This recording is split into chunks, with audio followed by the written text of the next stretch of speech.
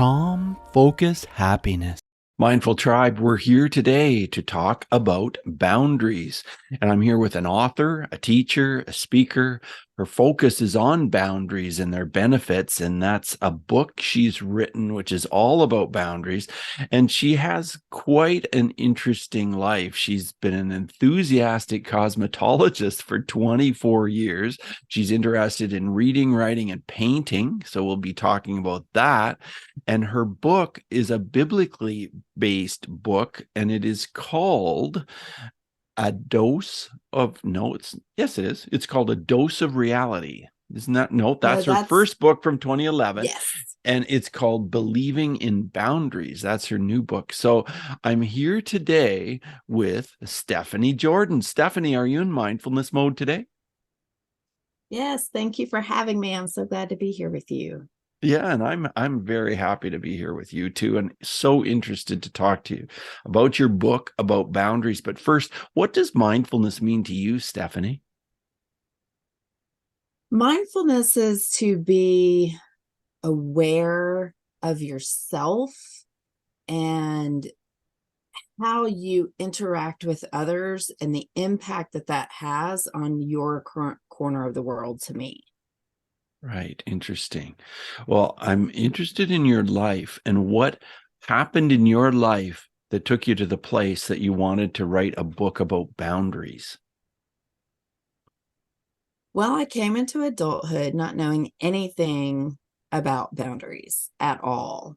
I grew up in the punk rock scene and I had very unhealthy friendships, very unhealthy relationships, and I was young and it was just all about fun. And we did have a lot of fun, but there were not any boundaries. Right. And I ended up marrying an alcoholic when I was 21. My parents are teetotalers, so I had never grown up around alcohol or alcoholism, and I did not realize what that meant, right? Like how damaging it is. And so he and I got pregnant, and he ended up beating me up when I was pregnant with my son. And I said, God, if you'll get me and my baby out of here alive, I'll never come back. And I tried to work the marriage out for 2 years, but he was never going to get help. He was never going to go and do anything to get better. Mm-hmm. And so I still at that point didn't know my part in this cycle, right? So God delivered me of that marriage 2 years after the abuse had happened. I never lived with him again. Mm. But I tried to work the marriage out because I was very serious. I mean, I loved him. I Sure. absolutely loved him. And I take my covenant seriously. I take my vows seriously. And so God delivered me out of that marriage in August of 2003. And then he called me into my marriage with my husband, Jay. And we got married in June of 2004. And I still had no idea about boundaries. And Jay ended up having a relapse. He was clean when we got married, but he had been a drug addict earlier in his life. And that was the beginning of me going to an Al-Anon group because Okay. I was all pulled together, right? I was Yeah. like, I was okay. So And what that about was your their son? problem. Was your son okay? Yes, he was okay. Nothing happened to my pregnancy, thankfully. He's 21 years old Okay. and um and smart and amazing, and praise God he was okay. Mm-hmm. That's wonderful. And I have a 21-year-old son as well. So Oh, they're interesting. They're like toddlers with no control at that age, it seems. yes, it's interesting being a parent of a 21-year-old, isn't it? Yes. You're like, wait, don't do that. I Uh, I did some of those dumb decisions. Don't do that. yeah, yeah, it has its own challenges. And so then what happened? So once I started going to these meetings, I was like,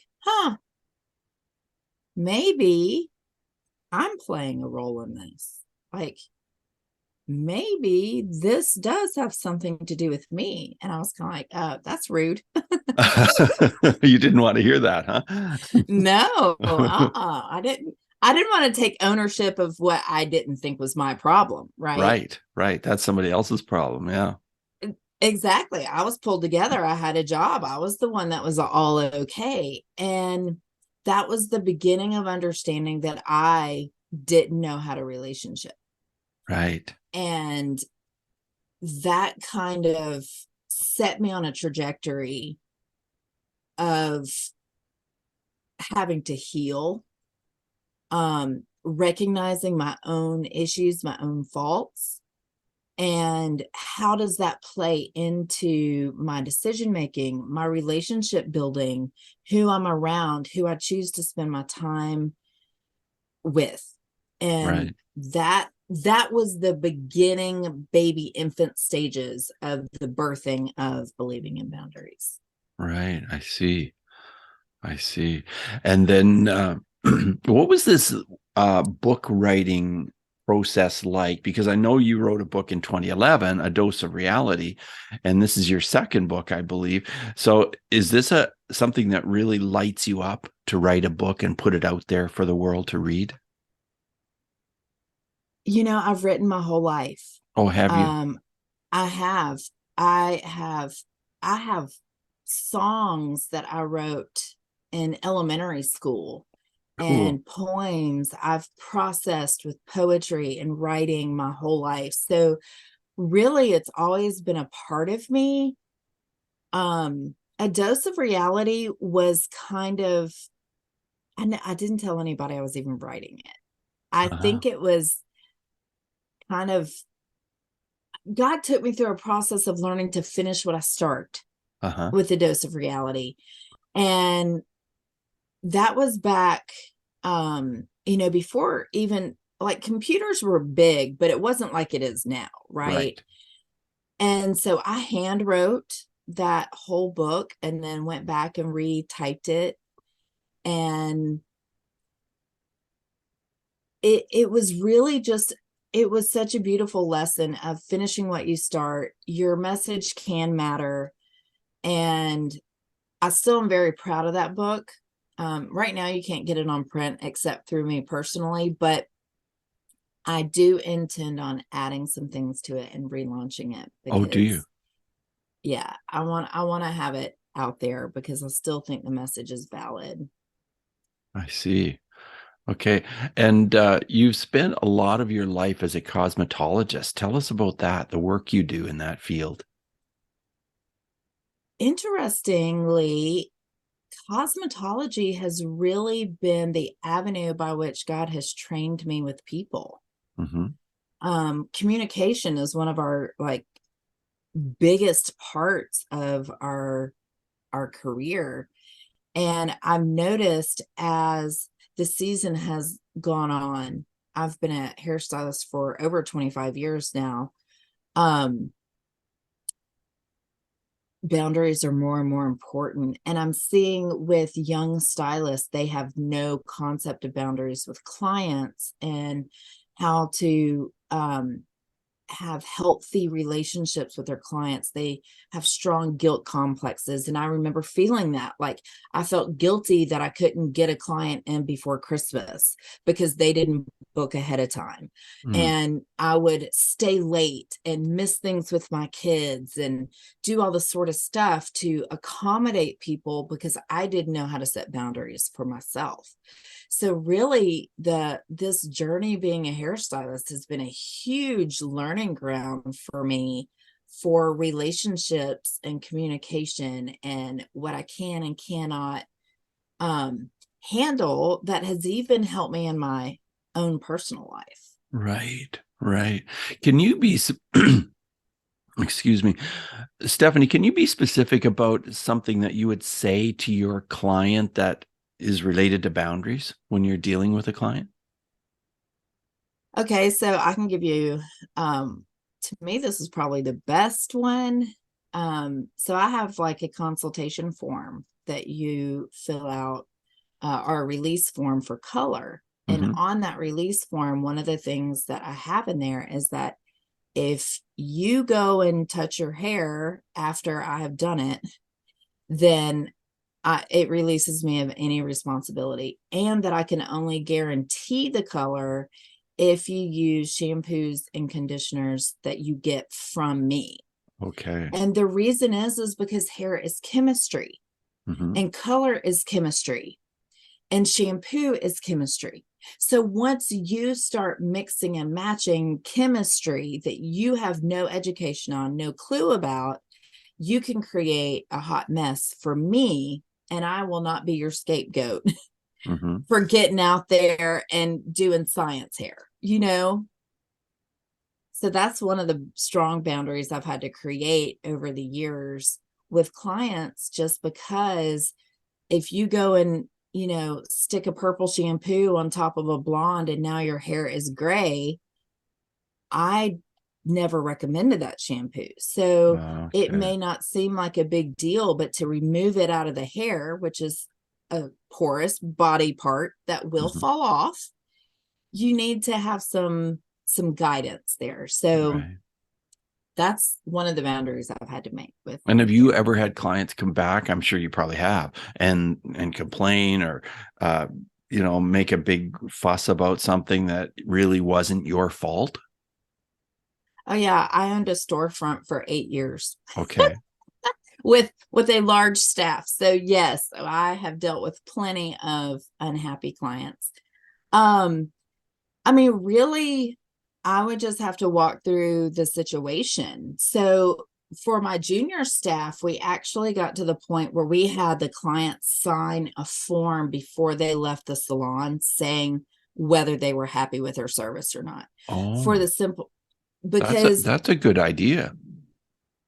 there is this concept of buyer's remorse with hair, right?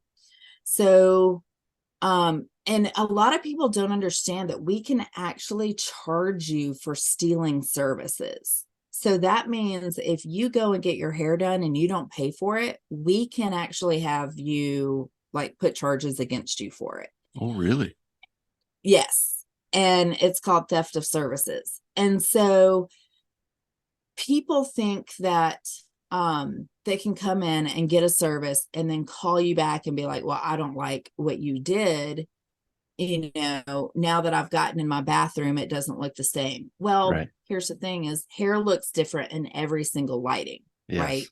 Yeah. Warm light's going to make it look one color, and cool light's going to make it look another color. And so literally every place you go is going to make your hair look different. And so we would have people that would be like, well, I liked it when I was at the salon, but when I got home, it doesn't look the same. Mhm. And you're like, well, okay, did we do what you asked us to do?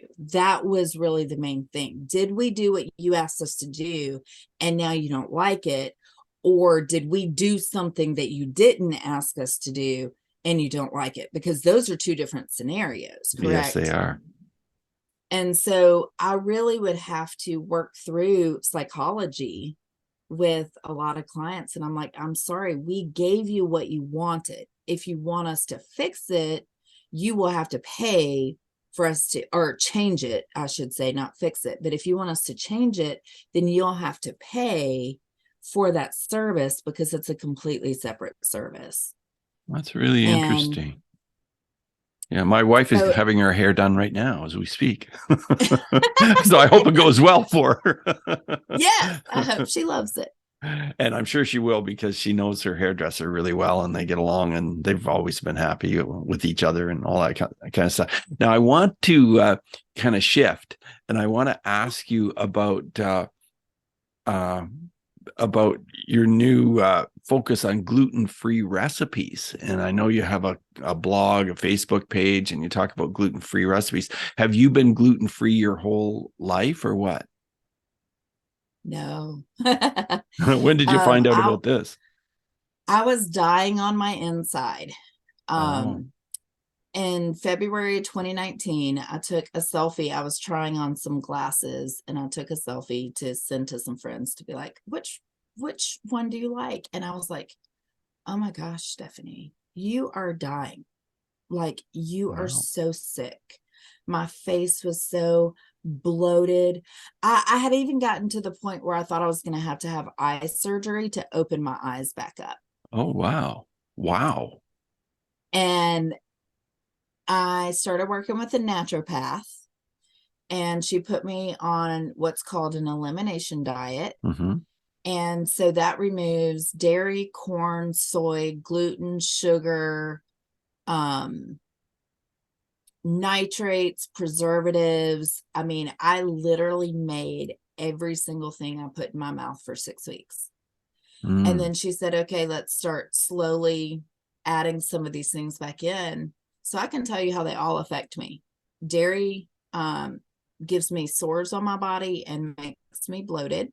It makes me Okay. really phlegmy in my throat. Yeah. Corn makes my skin itch, but gluten annihilates everything in my Wow. body. It Does it? makes me very sick. Yes. Wow. And you Not like look so celiac. healthy now. Like you look so vibrant and so healthy, and your skin looks great and everything. So wow, you've really made a huge difference in your life.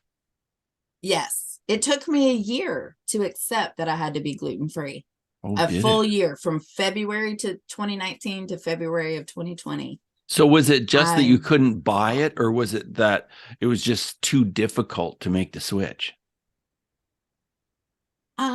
maybe a mix of both. I'm a little Okay. bit stubborn. Oh, okay. Yeah. Well, Um, there's so many things have gluten in them, right? yes. Like, And I isn't that think, true? Like bread, crackers, so many processed foods. Is that basically what you have to eliminate? yes. So anything with wheat, barley, or rye.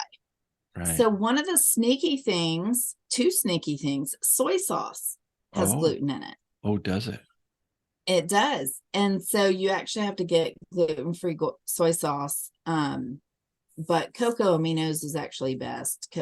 Um, that's made out of coconut. So Oh, that's actually a better alternative because it doesn't have soy either. But um, another sneaky one is Rice Krispie treats have barley, or Rice Krispies have barley in them. oh, So rice does not have gluten. So you would think I could eat Rice Krispies. Well, if you look at the ingredients, it has barley. oh, So it is oh, not a gluten-friendly food. oh, wow. And It's sneaky things. how did sugars affect you? Sugar, I didn't notice a huge change in my body with sugar. However, I would say with my glucose, because it creates these peaks and valleys of your blood sugar, you get groggy. Um, and that was one thing that I think I noticed the most with sugar is I just feel groggy, or I don't have the same energy level Hmm. if I'm ingesting sugar. Now you can do honey and like maple syrup, natural sugars, because your body can process those. We're talking about refined sugar, Yes. plain white sugar. Your body it just doesn't process it. Right. And corn syrups are the worst, right? Yes, because they're made out of corn. Corn, the body doesn't digest corn.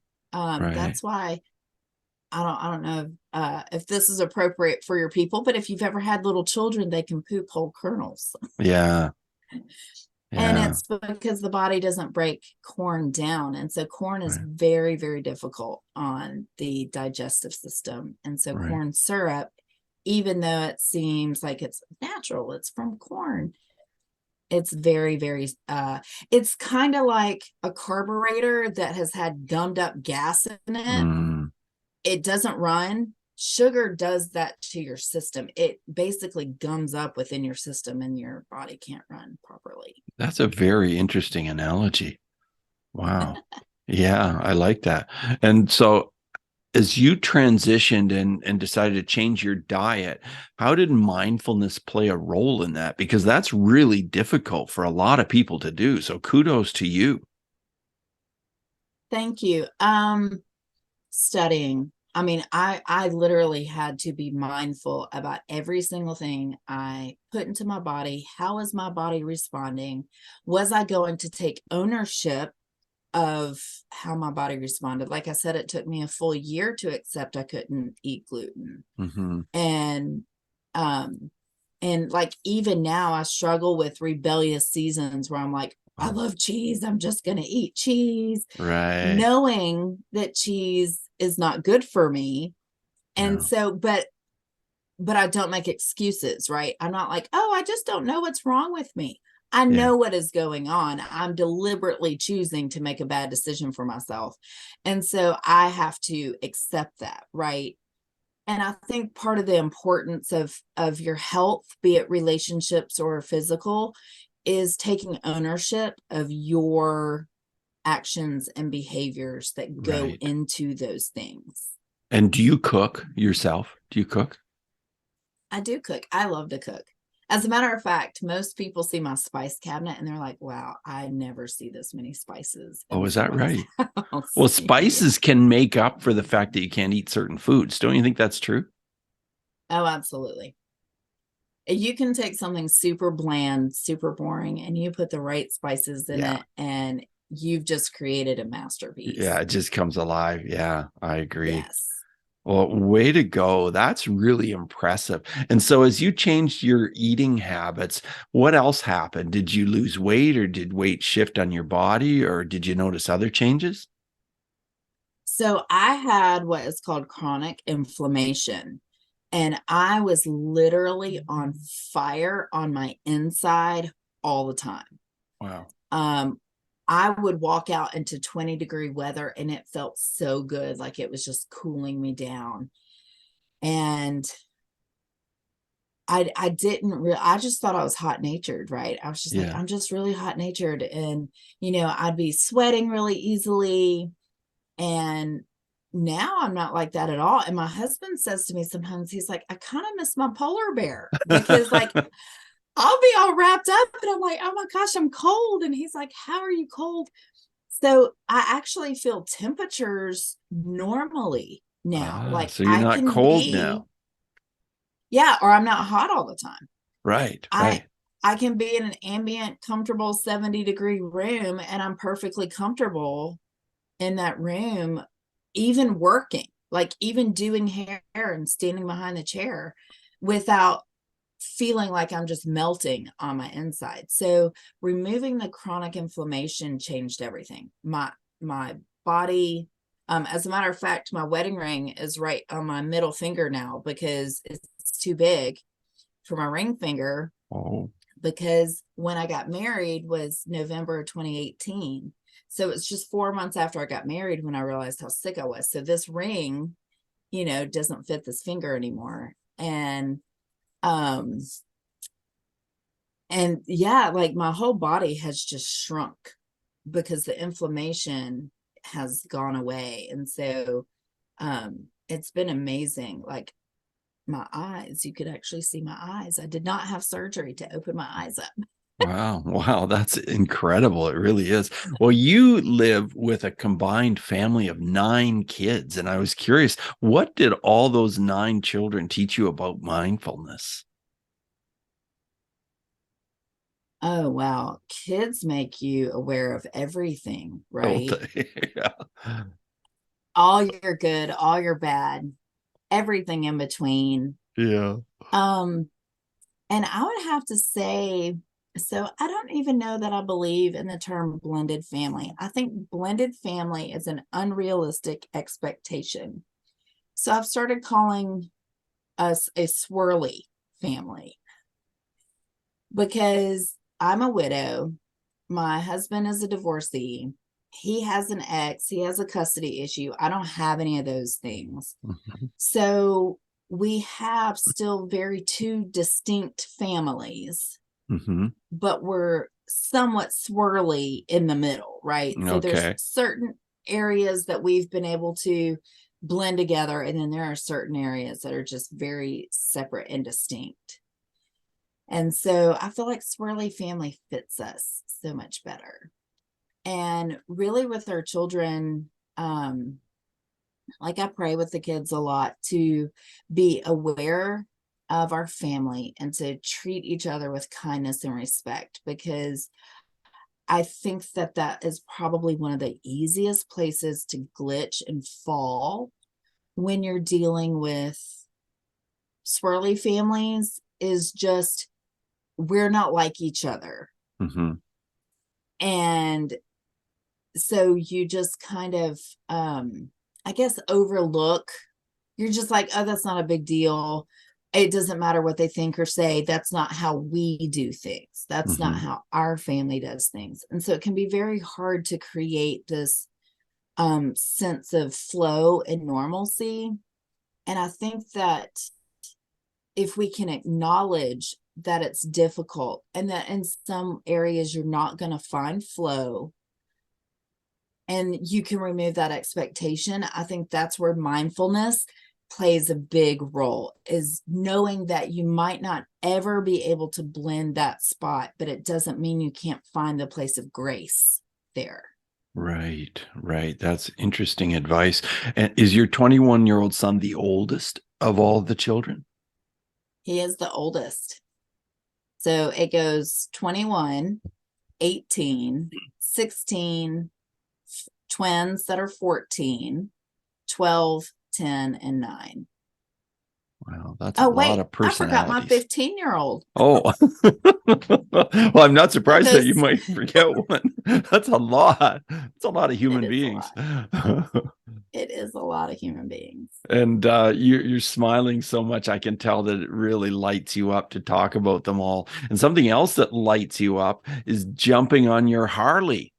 Tell me about that and the Yes. mindfulness of going out in the open road and riding your bike.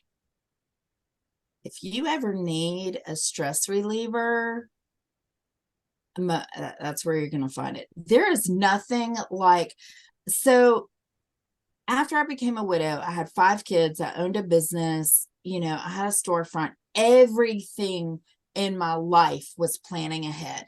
Every Mm-hmm. single thing, every moment was, I had to have the next week, the next month, the next 3 months, the next 6 months, the next year covered. Like everything became so much about forward thinking and problem solving.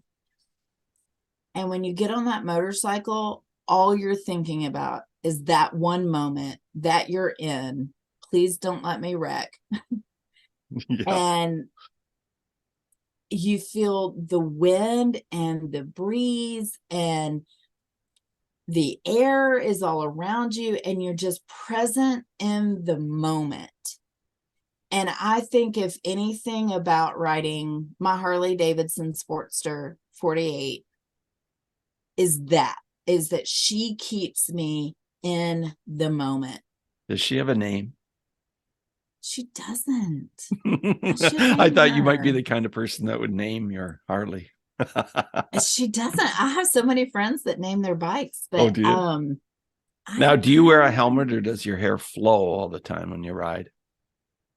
oh no, I'm a full face helmet girl. I've been down twice on her, Oh, and have my you? face both times would have been busted up. So I Oh, am a full face well, good helmet for you. I'm wearer. glad to hear that. I'm glad Yes. because you got to protect yourself. You got to look out for yourself. Yes. I Yeah. probably would have lost my jaw right here Yeah. if I had not had a full face on. Wow. Wow. I want to ask you about the topic of bullying because I worked in that field for a long time. And of course, with your house full of human beings, you probably have a story one way or another about bullying and how mindfulness might have made a difference. I have actually have one hilarious story. Um, so my 15-year-old that's now 15 that I forgot to mention just a minute ago. I guess he was probably about 13 at the time, and the twins that I said are now 14, I guess they were about 12 at the time. Uh-huh. So they're not that far apart in age, Right. just a little over a year. And one of the twins was picking on my daughter. He has a little bit of a habit of going after her a little Mm-hmm. bit. And so they had just gotten here from the week with their mom, and he had already stepped on her in the hallway, and she had cried. She was, I guess, 8 at the time. And a little bit later that night, there was a scuffle again between the boys, and my son had hurt the twin. And I was like, what is going on? And he said, well, he hurt her again. And so I foolishly thought that mine and my husband's relationship was solid enough that we could discuss this like mature adults. Yes. And it all went very poorly. Ooh. And so I went out to the shop. He was out in the shop we have in our backyard working, and I was like, this is what happened. And he was intending on, he was like, well, I'm going to do that back to my kid, right? He was like, I'm going to do the same thing to him. And I was like, oh, the heck you are. Touch my kid, and, I'm going to kill you. And so we get into it, of course, right? Because Yeah. we're not that mature. We're not able to disconnect like that. Yeah. And so we both come inside, and he takes his son off and I take my son off. And I tell my son, I'm like, you did exactly what I would expect you to do, which is to protect your sister. Protecting your sister is always important. And I commend you for that, because your heart was in the right place. However, you cannot headbutt your stepbrother. No. That's not okay. No. And so I said, you've left me in a very interesting place, because I don't necessarily want to punish you, because protecting your sister is exactly what I would expect you to do. However, the way that you went about it is not ideal. And, we need to resolve that. So what I did for his punishment was he had to watch a sermon with me every single night for a week. Oh. Okay. And it was hilarious. At first, he didn't mind. By the end of the week, he was like, really, am I still going to have to do this? And I'm like, yes, for 7 days, every day.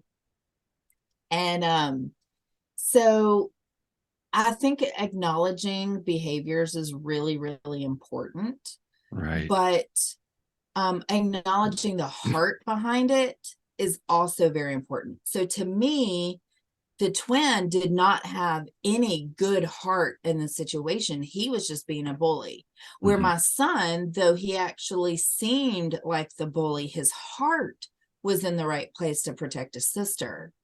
And so I think being mindful of that and being aware what is the motivation behind the behaviors is very different than just the surface behaviors themselves. Yes, I agree. Yeah, that's a very interesting story. Thanks for sharing that with us. Stephanie, as we move ahead in the interview, I want to ask you 5 quick answer questions. So just 30-second answers are perfect. The first one is this: who is one person who has been a very powerful mindfulness influence in your life? I would have to say my mentor, Betsy. She has just been an amazing gift. She's not scared to call me out and tell me I'm being a jerk about something. And she encourages me and loves on me. And she has just been a major gift. Wow, that's fantastic. That really is. My second question is about emotions. So, how have your emotions been affected as a result of the mindfulness in your life? I'm definitely, so anger is like my favorite emotion, it seems. I tend Oh, to lean toward anger first. And it has made me much more aware of that anger can be a great propeller, right? Hmm. So anger, I feel like, has the most power behind the emotion to create movement. However, anger also can dissolve quickly. And so I think there has to be a balance between how you handle your anger. So being very aware of my anger getting ahead of me and harming relationships has been very important for me. Ah, that's really interesting. Let's talk about breathing. Are there any breathing techniques or suggestions about breathing that have helped you that are somehow related to mindfulness? I am learning more and more about deep breath. I Hmm. will tell you this, I was just writing last night. I'm in the process right now about writing about my widowhood journey. And I Okay. can tell you, when my husband died, that was one thing I couldn't do, was breathe. Oh, For wow. months, I didn't feel like I could get a deep breath. Hmm. And so I appreciate at this point being able to pull in a deep breath that actually I can feel on my inside, Hmm. because I remember going through trauma and not being able to breathe. Yeah. Wow, that's a very scary feeling, isn't it? When you just feel like you cannot get that deep breath. Mm-hmm. Yeah. Well, I appreciate that. Now, your book, I've already mentioned it, Believing in Boundaries, just came out this year. Are there any other books that you would recommend that are related to mindfulness? Other than the Bible, Okay, so that's one of them. Yeah. uh, I feel like the Bible is the best place to Okay. really get a reflector of Hmm. ourselves, um, and to be aware of our prones, right? Yeah, sure. I feel like another good book is, let's see, Feelings. Um, I think it's called Feelings Never Die. And it's about how your feelings play out in your body, because I think that that is so important for healing, to know how your feelings are attached to each organ. That's really And interesting. Feelings never die. And I don't think anyone's mentioned this one on my show before. let me grab it really quickly Oh, just to make yeah, sure I'm saying sure. the right name. Sure. Absolutely.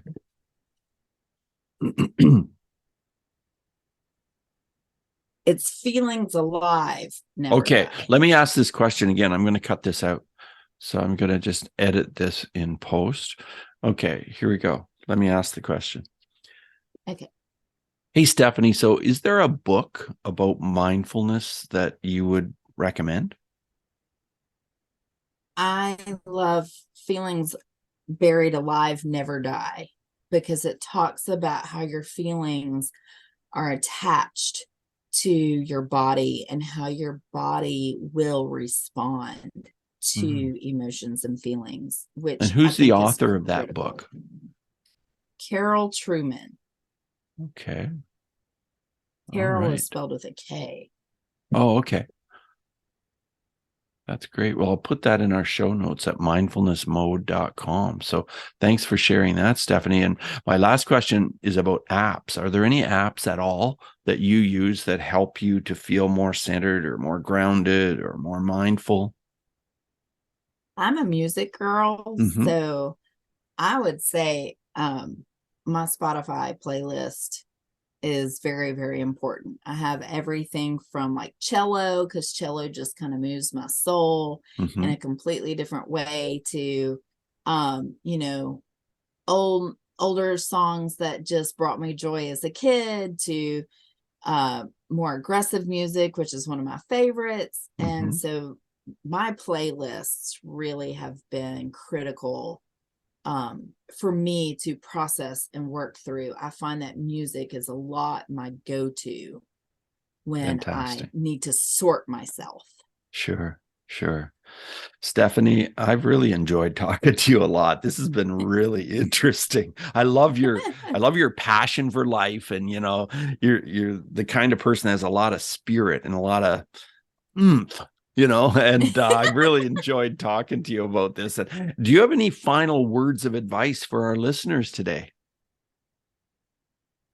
Um, I absolutely believe that doing the hard work of healing is worth it emotionally, mentally, physically, your diet, everything.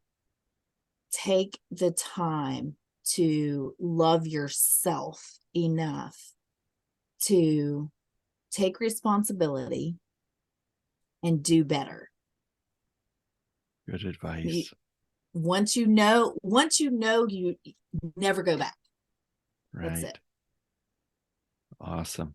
Well, your website is thestephaniejordan.com, TheStephaniejordan.com. So Mindful Tribe, check out the website, check out the book, and thank you for listening. So thank you for being here, Stephanie. It's been a real pleasure. Thank you for having me. I've had a good time. I You're, appreciate your sweet, kind words. Thank you. you're welcome. Bye now.